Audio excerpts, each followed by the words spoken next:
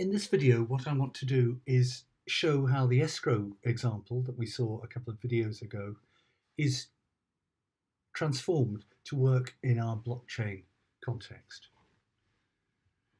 So if you remember, our escrow waited for Alice to make a choice, and then for Bob to make a choice. In fact, in the version I'm showing you here, I've generalized it slightly so it can either Alice or Bob can make a choice first. So in this case, we wait for whichever of these happens. It could be Alice making a choice, it could be Bob making a choice. But this is where the change comes. We only wait for a certain amount of time.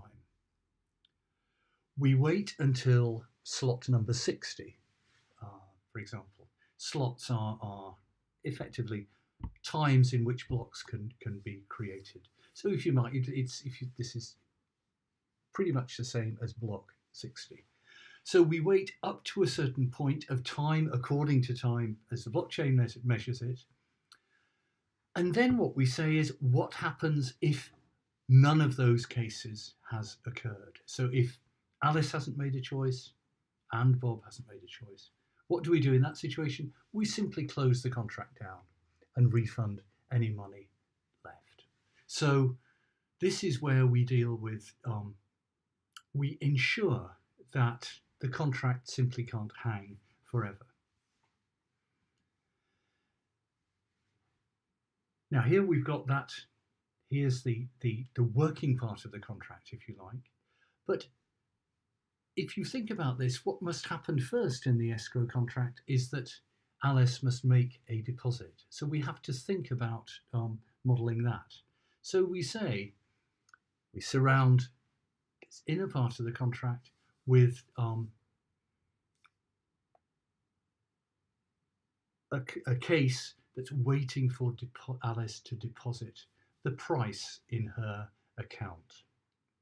So we wait, but again, we have this situation, we must wait only for a finite amount of time. So in this case, we wait until slot 40 and then we close the contract.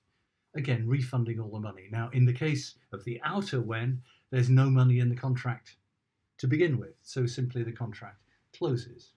And you can see that this we wait until slot 40.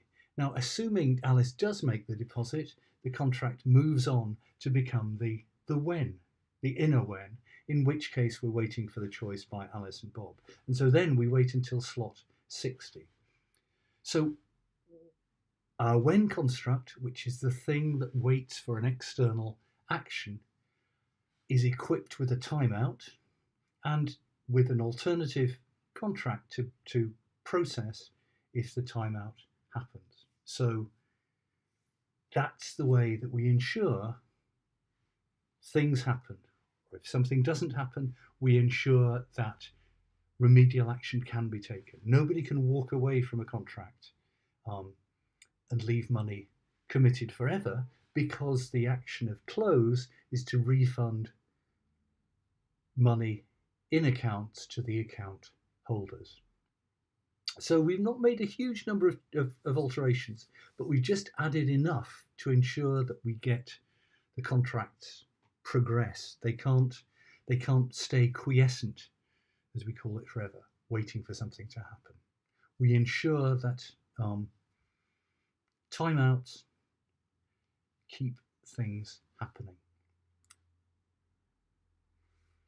Right, so we've seen Marlowe introduced through an example. What we'll do in the next video is take a look at Marlowe in general and describe the language as it is. It's not a big language, so we can do it relatively straightforwardly, but that's what we'll do next.